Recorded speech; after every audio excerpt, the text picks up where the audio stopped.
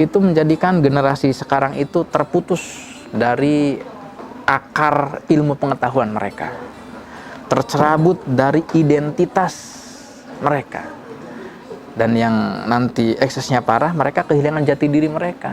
Gamang, tidak tahu mereka itu identitasnya itu apa, tidak punya akar.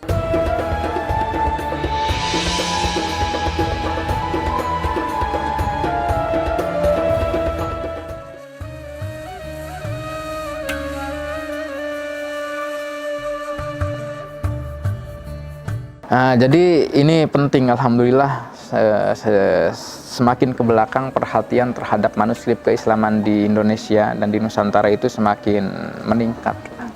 Karena apa? Karena ketika kita melihat beberapa kajian manuskrip keislaman, itu dunia ini hanya memetakan manuskrip Islam itu Arab, Persia, Turki. Sudah. Karena India itu dulu bahasa ketika zaman Mughal menggunakan bahasa Persia.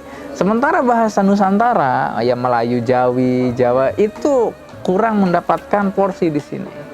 Itu kenapa? Ya karena kita tidak ada yang mengkaji dan menulis tentang itu. Lain ceritanya kalau misalkan banyak sarjana dari kita itu yang memang mengetengahkan warisan intelektual Islam yang ada di Nusantara ini sejajar dengan bahasa-bahasa yang disebutkan tadi. Ini pernah terjadi, Pak, pada akhir abad ke-19. Itu pada tahun 1889. Itu tahun Masehi, tahun Hijrinya 1309. Kalau tidak 1306 Hijri. Itu ada satu buah katalog yang diterbitkan di Kairo oleh satu nazir maktabah, jadi kepala perpustakaan Kairo saat itu, namanya Sajid Ali Hilmi Ad-Dagestani. Itu judulnya adalah Fihrisul Kutub Al-Arabiyah wal Farisiyah wat Turkiyah wal Jawiyah al-Mahfudhah bil Kutub Khane al-Khidjawi al-Misriyah. Jadi tentang katalog kitab-kitab berbahasa Arab, berbahasa Turki, berbahasa Persia, dan berbahasa Jawi. Jawi itu ya bahasa Nusantara. Koleksi Perpustakaan Nasional Mesir pada saat itu. Kutub Khana Khediyawiyah itu ya sekarang menjadi Perpustakaan Nasional Mesir. Ini artinya apa? Artinya dulu bahasa Nusantara itu menjadi bahasa intelektual yang memang sejajar dengan bahasa-bahasa ajam lainnya seperti Persia dan Turki. Yang ketiga itu Jawi, Nusantara. Bukan bahasa Urdu, bukan bahasa Kurdi, bukan bahasa Bosnawi, Bosnia, bukan bahasa Albania, tetapi Jawi. Nah, cuman memang ke belakang ini itu kita harus berjuang keras bagaimana mentahqiq, mengenalkan karya-karya ulama Nusantara kita ini sehingga kita ya punya tempat di belantika wacana keilmuan Islam yang narasi besar ini tidak senantiasa ya menjadi arus pinggiran. Kenapa? Karya kita tuh banyak sekali. Karya-karya ulama kita tuh banyak sekali. Cuman ya menjadi terlupakan, terpinggirkan justru karena kita yang kurang menaruh perhatian besar terhadap karya-karya ulama kita itu.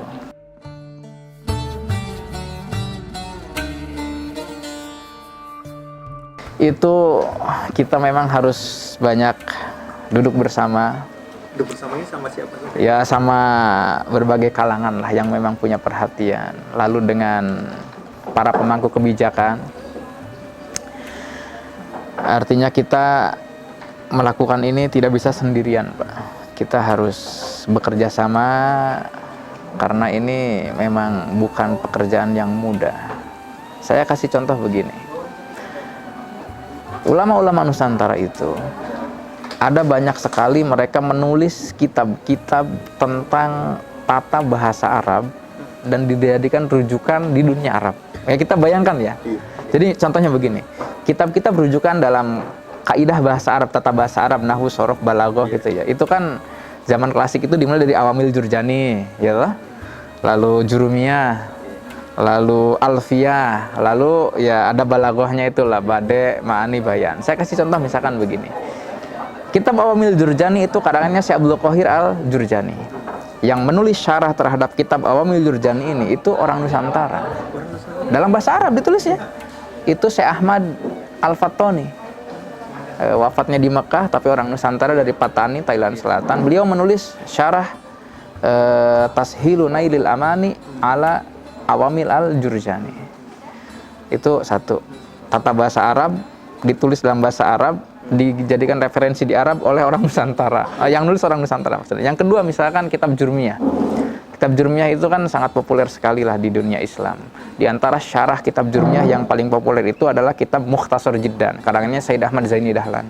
Itu gurunya Said Usman Batavia, Mufti Batavia, wafatnya 1885.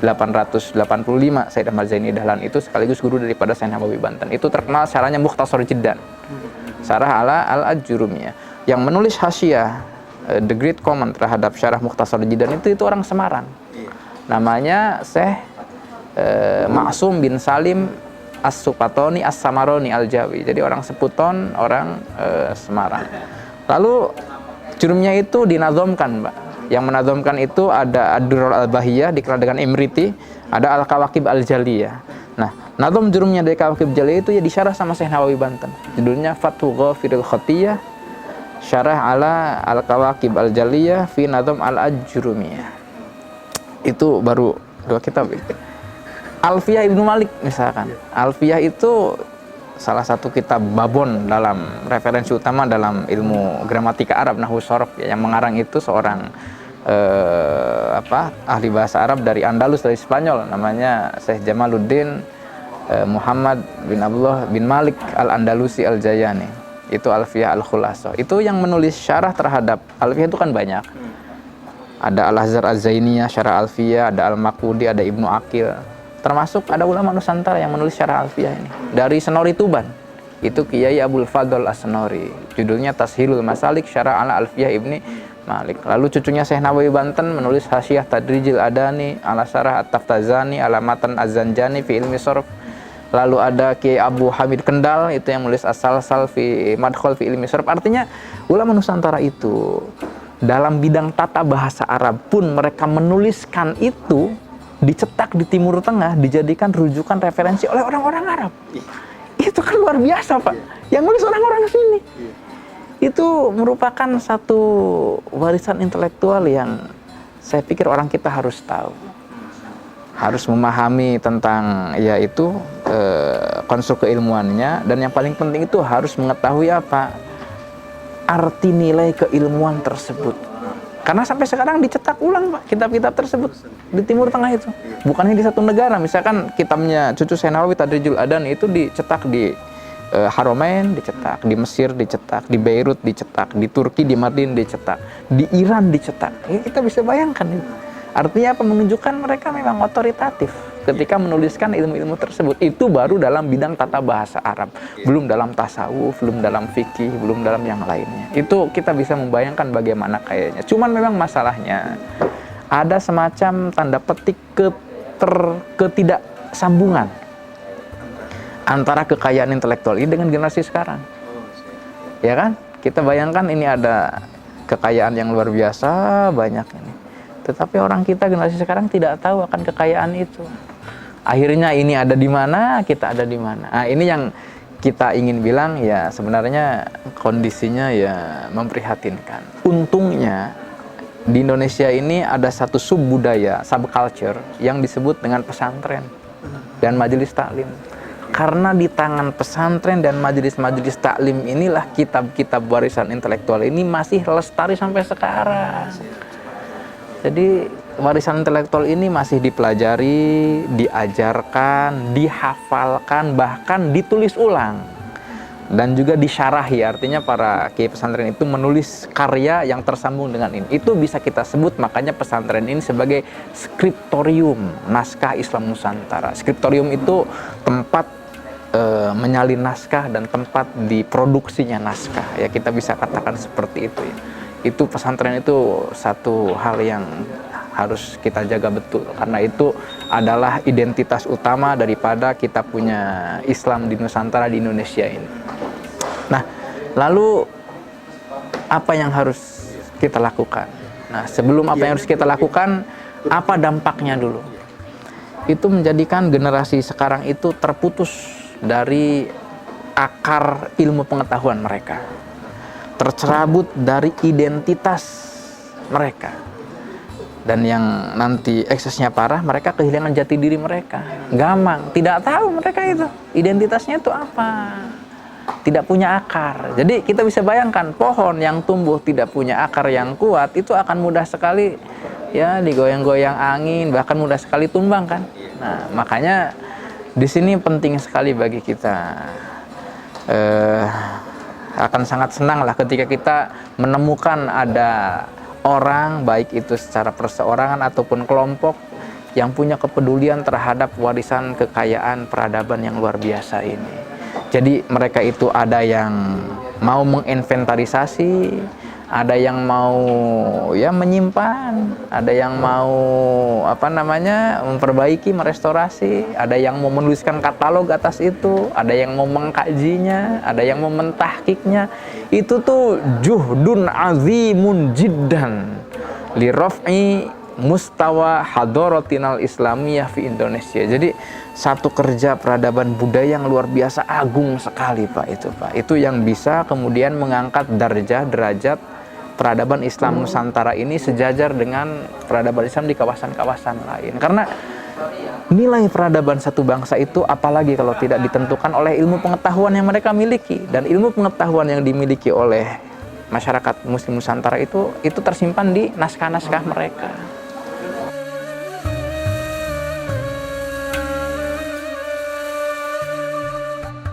Bukan berarti masyarakat tidak mau tahu, tepatnya mereka harus kita kasih tahu tentang arti penting manuskrip ini, nilai peradabannya, cara merawatnya. Artinya mereka tuh tahu qimahnya ya, tahu nilai mahalnya itu seperti apa. Bukan secara finansial, bukan, tetapi bagi peradaban besar kita ini. Lalu ya kalau misalkan cuek-cuek saja, ya tugas kita memang Pak untuk memberikan tau'iyah atau penyadaran terhadap mereka gitu ya. Artinya apa? Kita memang perlu satu kerja kelompok, kerja bersama gitu ya. Baik dengan para aktivis literasi, pemangku kebijakan di pemerintahan, untuk apa? Untuk menyadarkan masyarakat. Tidak harus semuanya Pak, tetapi paling tidak ada lah gitu. Kamin fiatin itu. Itu yang kemudian tahu betul tentang nilai penting manuskrip-manuskrip kita dan memang peduli terhadap manuskrip-manuskrip tersebut.